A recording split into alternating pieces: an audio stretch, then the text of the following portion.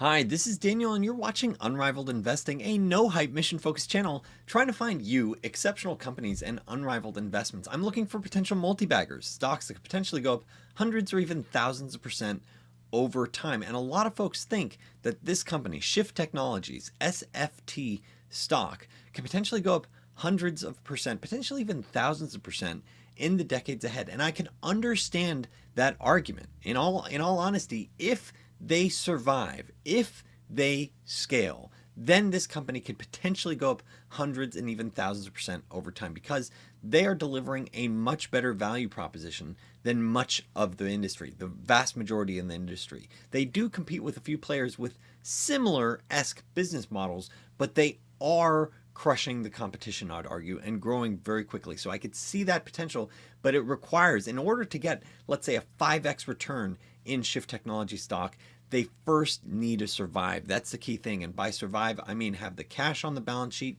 and get to scale. For me, that gets a little too hard for me, getting those assumptions. I would personally rather wait, and I'll talk more about that later in this video, waiting to prove that they get to scale, waiting to see that their balance sheet is in a position where I feel comfortable with. That said, I can understand why a lot of investors are so excited about it. Too hard for me right now. I do understand why this could potentially have 5x potential over the next few years, maybe even more over time. So let's understand this business model right now, which is, here it is, Shift Technologies is aiming to make used car shopping fun, simple, easy, accessible.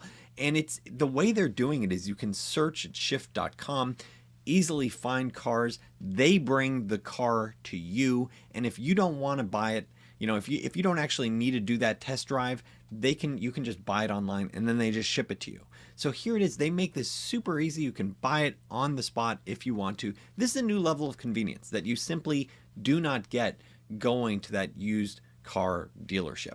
And I love the marketing. We bring test drives to you. Cars have wheels, so it's not that hard. I love that. And not only do they need to focus on potential buyers, they need to focus on sellers too, because where are they getting their inventory from? So they also talk about how they can, in an hour, we can turn your car into a stack of cash.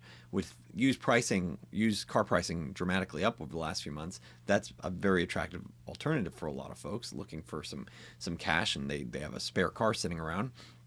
Not that many people, though, in that position. And so here it is. In under an hour, you could probably get the stack of cash as they check it out. And that is a really strong value proposition for the sellers, too, as once again, they go to you.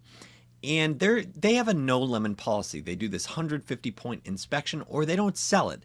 7 days or 200-mile return policy. So this is, once again, you know, there's a higher standard here, and that's what they really want to focus on. We're not selling crappy stuff.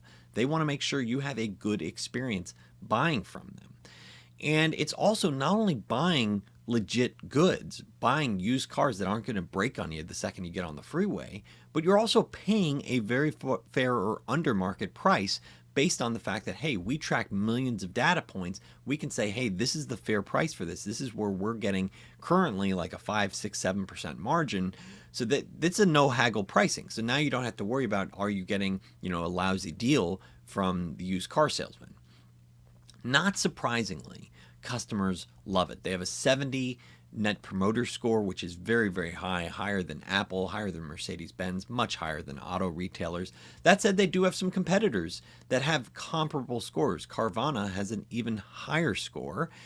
But this is a key point. Customers love it, and this means when you're dealing with a high net promoter score relative to a low score for the industry, it does mean that you're very likely to be able to take share over time if you actually can prove that you can scale and operate and have the balance sheet to do so. And that's the key crux of it.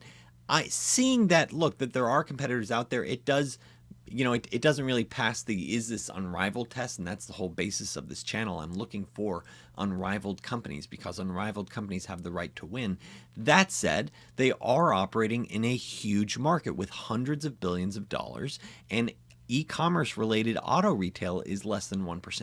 So the opportunity here of just capturing greater share and capturing, let's say, tens of billions of dollars in revenue over time is there. This is a huge opportunity for the players that can prove themselves and survive. Survive being the key word.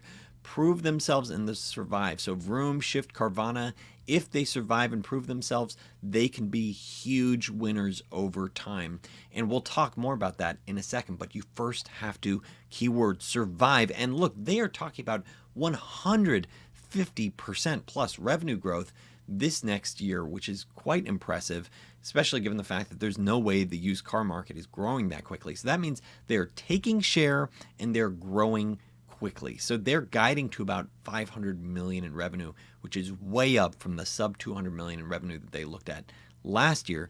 So what's the problem? What's the problem when I'm talking about this, this hyper growth, this potential for this to 5x over time? So what's my hesitancy? So first I'm going to do a quick plug where if this is your first time tuning in, please make a point of subscribing, hit that thumbs up button. If you want to follow my personal journey, as I try to find potential multi-baggers, go to unrivaledinvesting.com. I firmly believe that just finding one potential multi-bagger can change your personal journey, your personal life journey. So if you're interested in following my journey, go to unrivaledinvesting.com. First week of the month, I call it full portfolio, and then I also call out at least one potential multi-bagger during the month. Let's dive back into Shift. And so what's the problem that I see here with Shift? And ultimately it comes down to scale, which is that in the first quarter of 2021 they had 106 million in revenue, and that's fantastic scale. 106 million in revenue versus 30 million the year before. So they are scaling up, they're growing very quickly, but their cost of sales is nearly as high at nearly 99 million. So their gross profit is 7 million. That means they have around a 6-7% gross margin. The reason why this is a problem is the amount that they're spending to run the business is around $50 million, or 50% of revenue, around a little around 50% of revenue. So if you're only getting 6-7%, so for every dollar that comes in, you're only getting 6-7 cents in profit, but then you spend 50 cents, that's going to be a problematic business model. You need to get to bigger scale to prove, hey, this business model actually works. You can send people to deliver cars and it actually scales, and there's actually enough profit in this to justify it. And they're just not at that point to prove it yet. So this is why I have this hesitancy. I need to see that this indeed can scale. Sending cars to folks can get to a point where your gross profit matches or exceeds your SG&A. I need to see that before you get there. And this is the bigger concern, in my opinion, is liquidity. Is as they prove themselves, they are facing cash burn. In the first quarter of 21, they had 57 million in cash burn, and they as of the end of March 2021, they had 177 million in cash on hand. So, you don't have to be a rocket scientist to see, wow, that's a lot of cash burn relative to the cash on hand. Now, management, of course, they have to talk up their position. They, of course, have to say, oh yeah, given the current cash balance, we have strong liquidity positions. That said, this is the code for Wall Street speak, and that's part of my value proposition to you is, look, I've been doing this for quite some time. My experience working for both the sell side and the buy side, working working to raise funds for companies, as well as working at a long short hedge fund, billion-dollar hedge fund. So you learn sort of code the speak here, and they're saying we are always evaluating our liquidity and capital management options to ensure that we are able to continue our high growth rate in the future and achieve operating scale and strong profitability. I.e., that means we're probably in the market to raise money, and that is the question and concern that we'll talk more about in a second. But Wall Street is nervous about this. Let's be straight about this, where you can see on the most recent conference call, they effectively said, hey, you're burning about 120 million projected for this year, which might be lenient given the fact that they burned 57 million in the first quarter 21. So that might be, aggressive in terms of how nice that is to the company. As you burn through that cash, what's the outlook for next year, and sort of when do we become cash flow positive, or when do we sort of run out of cash?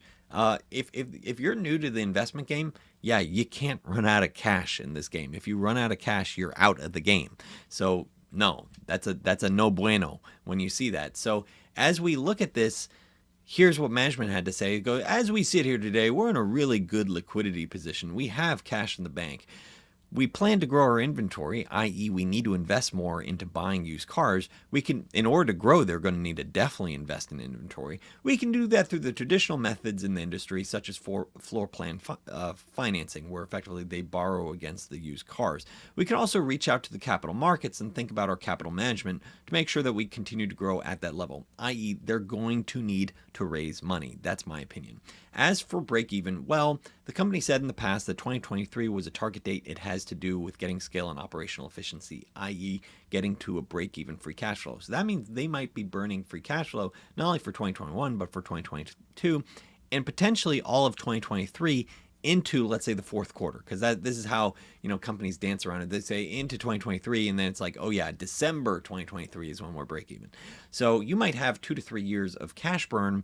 And the question is their current balance sheet going to do it? I don't think so. Management's clearly concerned about it. If you spend 57 million, nearly 60 million in cash in one quarter and you have 177 million, that's not a comfortable position.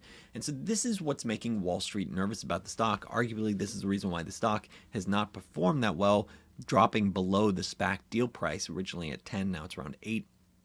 So the reason why is that you have to deal with the kindness of strangers. And what do I mean by that? And this is a phrase that Warren Buffett has talked about, where he wants to put Berkshire Hathaway in a position where he never has to rely on the kindness of strangers. And that is so critical to the survival of a company. The reason why is because the capital markets aren't always open. Sometimes you have fear and panic, and then people are like, no way am I going to finance a used car business, an unprofitable used car business. And if that window closes where you cannot get financing and you're running out of cash, you're toast. And you might have to say, oh my goodness, I've run out of options. And this happens from time to time.